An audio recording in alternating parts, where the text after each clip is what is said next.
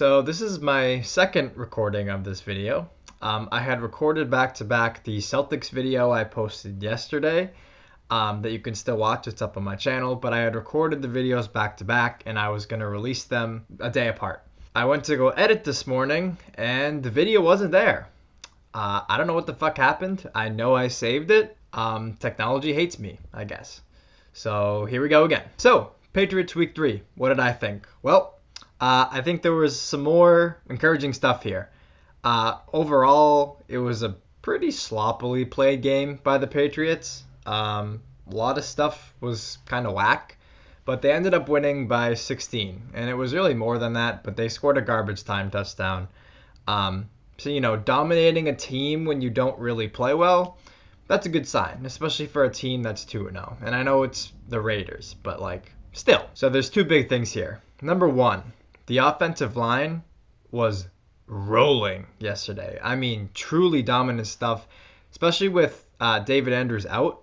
Joe Thuney was moved over. He's playing center for the first time ever in his career, I believe. Looked right at home. They were, the holes were massive. Pretty much any running back was having a field day back there. Sony might have had his best day as a Patriot. I'll get into that in a second here. Rex had an awesome day. J.J. Taylor, great. They all looked tremendous, and they were running behind guys that were opening up holes that you could drive a fucking car through, okay? So great day for the O-line.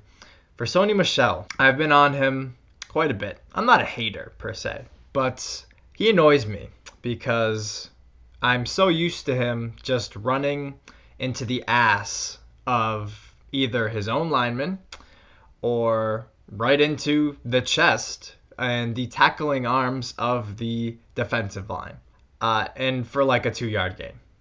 And it's annoying. We spent a first-round pick. I've been waiting for him to get it together and make guys miss and sort of make plays on his own. Now, I saw that on Sunday. There were holes, yeah, and the vision was much, much better than what I'm used to seeing out of him. He was hitting the holes with confidence, with authority, and much to my surprise, he was making some guys miss. He was cutting back and breaking guys' ankles, and I was like, oh my god, he can do it. I didn't know he had it in him. He had a couple of runs in particular where he made it to the second level, and normally he just kind of runs right into them, but he cut back again, and he was gaining 20, 30 extra yards. I will say, and I'm not going to get on him too hard for this, but he looks really slow.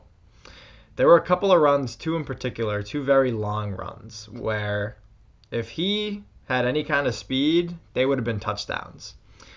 And I don't know if he has knee problems or something, but he was running as hard as he could, and you could tell. Watching those runs, you could tell. But he looked like he just didn't look right. He looked slow, or he was limping. His sprinting as hard as he can, he looked like he was limping. It was like a hobble sprint. I was like, what is that? But again, I'm not going to get on too hard. He had an awesome day.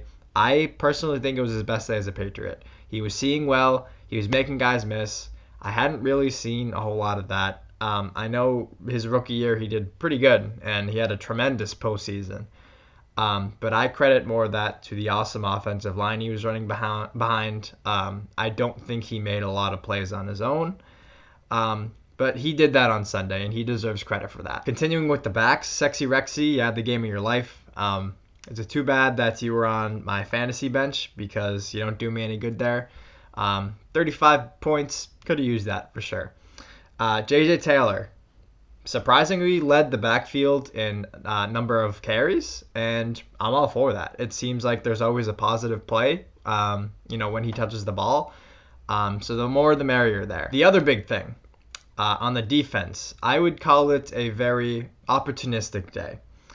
I thought they were kind of getting gashed at the beginning with the run game, and that's been a theme so far.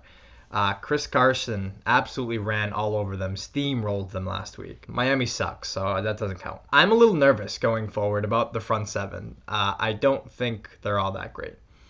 But anyways, the reason why they stopped getting gashed in the run game is because the Raiders got down in the game and they had to abandon the run.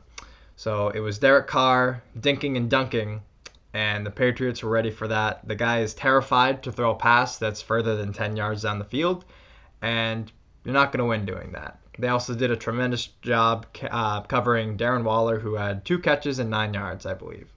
So great game plan there. But yeah, the one thing that they were successful at throughout the afternoon, they had to give up because they were down by so much. They couldn't just run the ball anymore. They became one-dimensional, and then that's where the turnovers came into play. Opportunistic. There was a fumble that wasn't a fumble that I'll certainly take. A couple other turnovers, including the strip sack in the end zone that ended up being a touchdown. Good stuff. I think throughout the season, if they're going to make a playoff push, the D needs to be opportunistic like that. I think their secondary is a step down from last year. I don't know what the hell is wrong with Gilmore. But they had some losses there, and the front seven also had some losses, and there's young guys coming in both the secondary and the front seven, and there's some of them are making some good plays, but there's going to be some mistakes made along the way, as they develop, whatever. But I do think they are a playmaking defense that can create and force turnovers, and if they're going to make the playoffs, they're going to have to do that all season. Because they aren't as talented as last year, they're going to have to rely more on that. So if they're able to create a good amount of turnovers, giving the offense a short field, helping them get into rhythm, that's going to be huge. And we saw that yesterday. The offense, they ran all over them, but they were kind of out of sorts for a while. And the defense helped big time. Should probably talk about Cam because, he's a quarterback. I haven't yet because he really wasn't that much important in this game. He was okay. He didn't have to do too much. There were some throws where I was like, that wasn't good. Like, there were a couple that were behind the receivers. There was one that got Edelman almost decapitated over the middle of the field. He had a really ugly interception. So overall, not the best day from Cam. He was okay. He made a couple plays.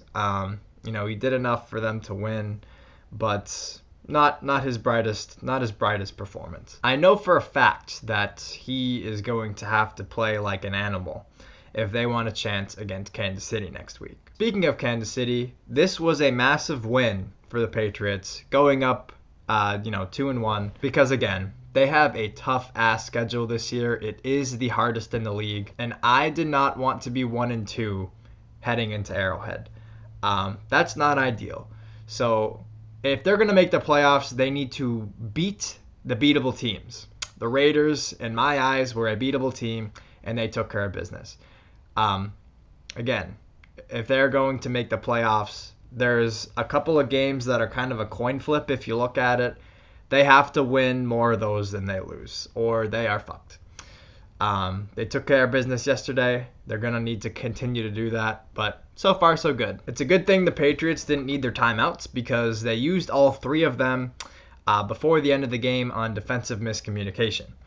And, again, a lot of new guys. There was just, I didn't know where I was supposed to be or if I was supposed to be on the field. There was just some hiccups during the game, and they got to clean that up. I really hope that next week they come out with a more aggressive game plan. I had said that last week. I hope they do that because Cam showed me something in that Seahawks game. Showed that he can still sling it. And I was like, oh, okay, they're going to be more aggressive. They're not going to come out and, be sluggish and have these weird rinky-dink play calls. And they're actually going to, go out there and be aggressive to start and, get on the board early. I don't know. And I was wrong. They came out with the same run-centric, slow, bad play call nonsense that they did in week 1 and then also week 2. So far, they've had 3 game plans like that to start off. very conservative, afraid to throw, and it hasn't worked either of the 3 games. They've had to make adjustments, and they've opened it up later on in the game, but they've started off slow in all 3 thus far. Against Kansas City, if they do that same run-centric garbage with these weird, bad play calls, they are going to get absolutely smoked. So smarten up. I mean, Pat Mahomes is a goddamn messiah, so you're not going to beat that guy being stupid on the offensive side of the ball. So wake up, be aggressive, and let's see what we can do. All I know is that they are going to have to clean it up big time if they want a chance next week. Offense needs to be slicker. Cam needs to be better. Offensive line has to play like it did. And defensively, they got to be better. And they also have to continue to be opportunistic and try and generate turnovers. Against the high explosive best offense in the league, they're going to have to make some plays if they want any kind of shot next week. So yeah, overall, it was kind of sloppy. There's some encouraging stuff here. It was very encouraging that they were able to blow a team out, blow an undefeated team out, that is, not playing their best game. So there's a lot of room for improvement here. And it's good to know that you can beat the beatable teams and not even play that well. So if they're able to clean some things up, they're going to be legit, man. But yeah, 100% if they want any sort of ballpark chance to beat Kansas City, they have to be better on both sides of the ball. What did you guys think of week 3? What do you think of the season so far? Comment below, let me know. As always, like and subscribe, and yeah.